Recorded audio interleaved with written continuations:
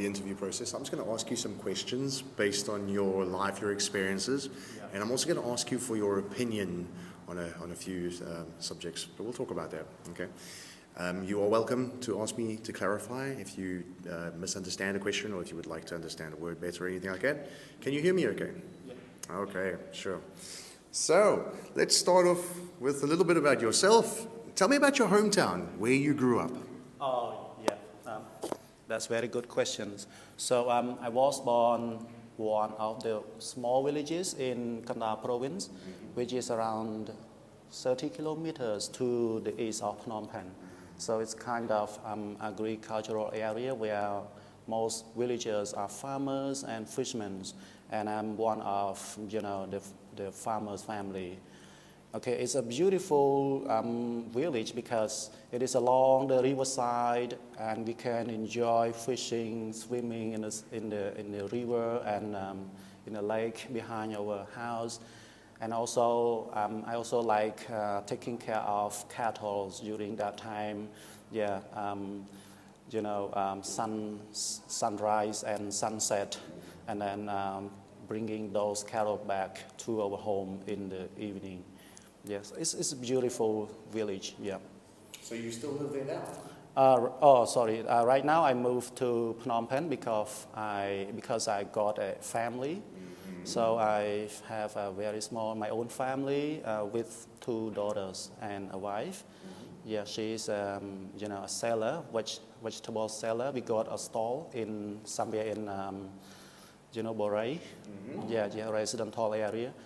So I also like this neighborhood as well. Which neighborhood do you live in? It's called everyone call it Rung Wong Mu. Yeah, it's my name. Yeah, Rung Wong Mu, Kua Srau. Yeah, it's kind of a rice straw. Yeah, rice straw.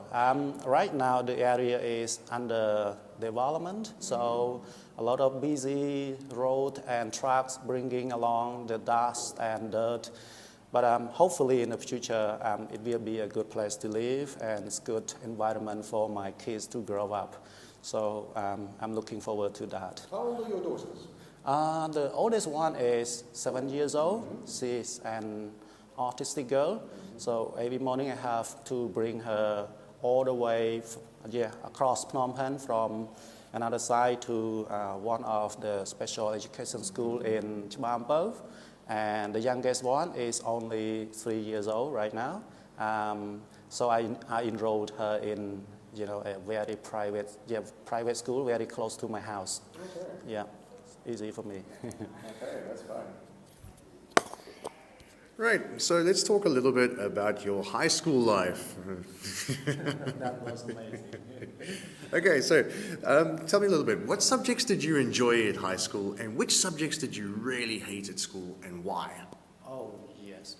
Okay, that's an interesting question, and it's also a difficult question for me.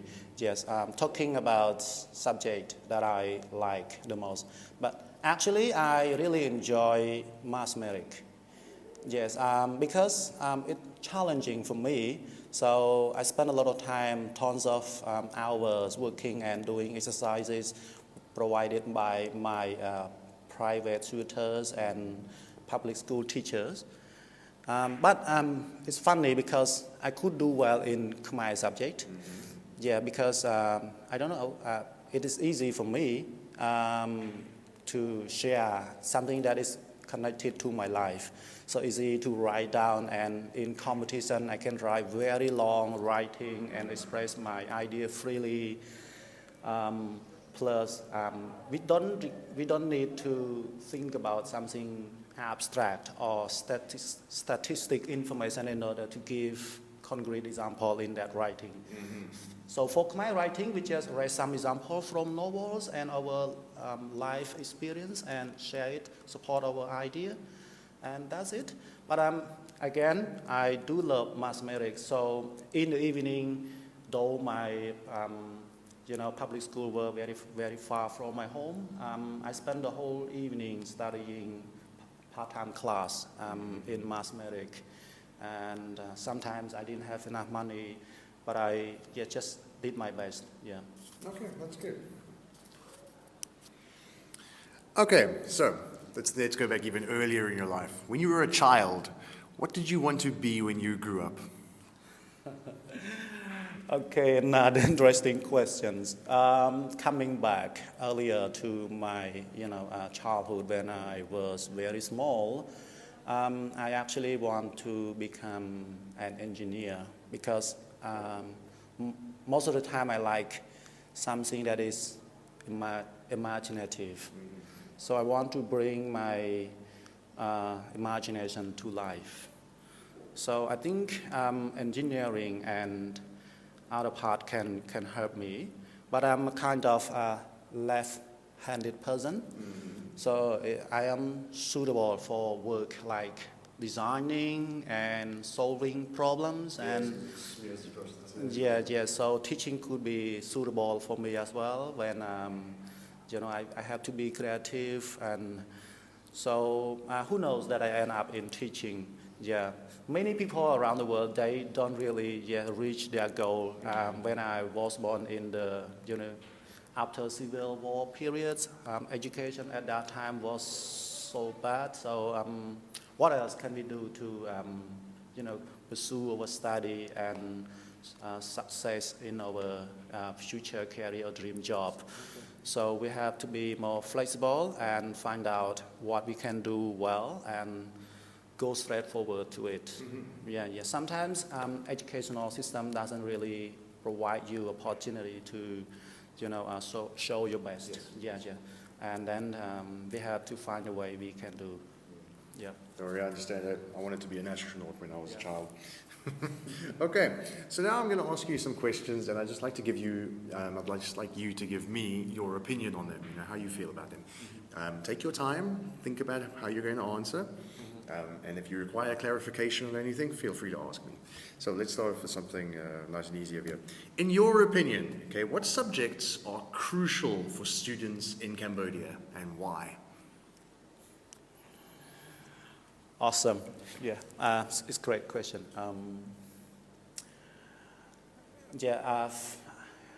haven't thought about it, but if I have to decide on spot, right now I would go to,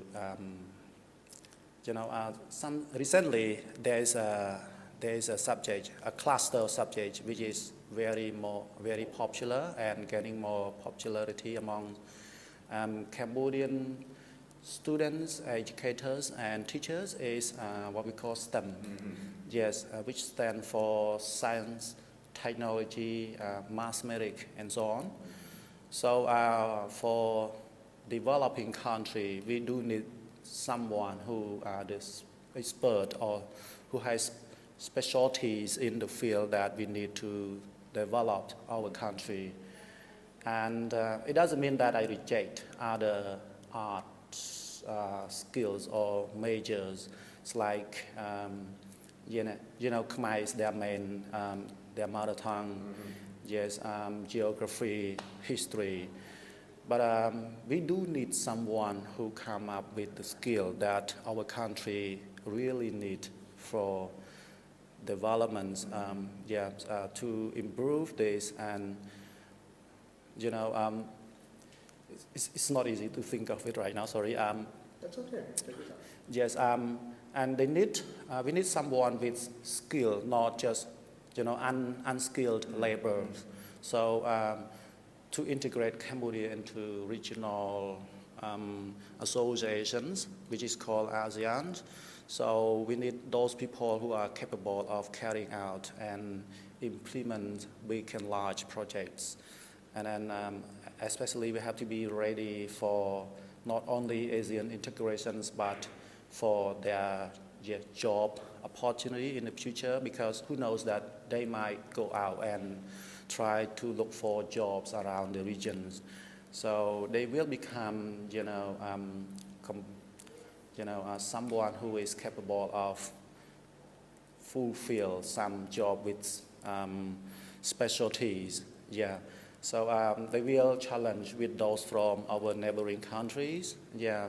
And if we compare, if we look at another angle of, education, educational system, the curriculum in Cambodia is not still good enough to equip our students with skill, knowledge, and ability to challenge, to compete with those students in the region, right? Well, for someone who said they haven't thought about that a lot, you've certainly given me a lot to think about there. Okay, so I just have one final question for you over here. So during the COVID epidemic, you had to teach online? Yeah.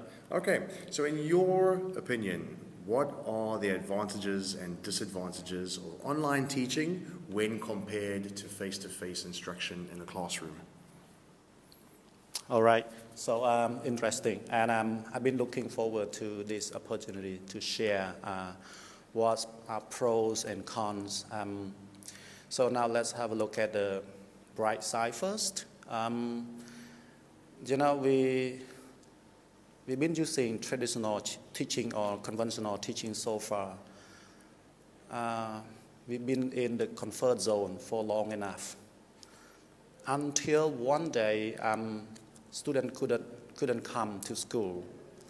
And then we started to realize that we do need something that make things happen.